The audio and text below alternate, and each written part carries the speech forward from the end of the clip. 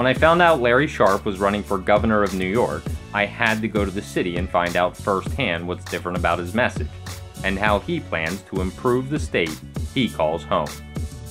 We're here, we're in New York City. What matters to these people the most? This is my city by my office, absolutely, sure. Yes. So the funny part is, it's not only about New York. And that's because New York State has so many of the same problems that the entire country does, right? Urban versus rural, right? Division of left versus right. Transportation problems, old infrastructure, unfunded liabilities when it comes to like Medicaid, Medicare. These are all the things that we're all dealing with, right? Having better education, both K through 12. How do colleges keep our kids here? Jobs going in and out. We deal with all the same things. If there are 10 problems in New York, at least 2 of them are in every other state. Why are we saying, how can we get in and out of New York City? What's the new way? Is it a Google road?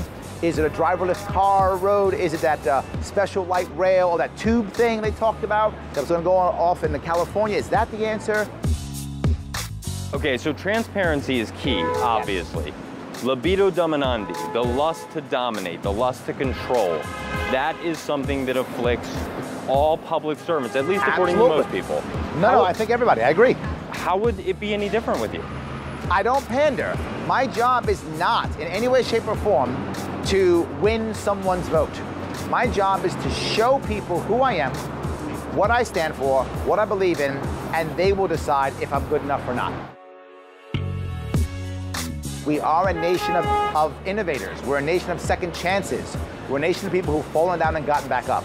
New York State has to remember that. That's the way to success. I think people, when they think of New York, they think of New York City. They don't focus on what's going on throughout the state. If you are not a New Yorker, yes. Right, but if you are a New Yorker, maybe you do. Yeah, particularly if you live upstate. Right. Remember, about half our population lives upstate. We're the largest city in America by over double. With that in mind, we're in a small area. Now you go upstate New York. We don't have one city over 1 million. There should be a better connection between the two. Not just that, it should be easier to get to New York City from upstate New York. We have to find that new Erie Canal, right? What is the new Erie Canal, whatever that thing is, that connects Buffalo to Rochester, to Syracuse, to Albany, to New York, all the way out to East Hampton. And that's that innovation that you're talking about. Yes, that's what it's about. Our state right now is all about punishment and bribery. It's got to be about, instead, innovation and opportunity.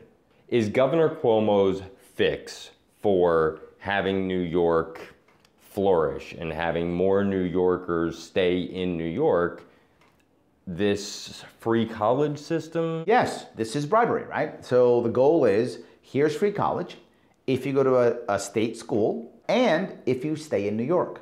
Most people don't know that for every year you get free college, you must stay in New York afterwards. Otherwise, it's a loan. So what about this will be within your ability to change as governor of New York? One of the examples I bring up all the time is, we have to repair the bridges in New York City, right? They're expensive, how to repair them. One of the things is, how about naming rights on the bridge? Make the George Washington Bridge the Verizon Bridge or the Sprint Bridge, or whatever the case may be, right? How much would Verizon pay for every single day in the morning on every morning news show to say, the Verizon Bridge is clear today, the Verizon Bridge has traffic on it? That's worth a lot of money. Not just that, Verizon now is responsible for its maintenance. If the bridge is a bad bridge, Verizon looks bad, or Sprint, or whoever looks bad, right? So they now care about that bridge. Money comes in, tolls go away, better service on the bridges. It's great talking to you, Larry.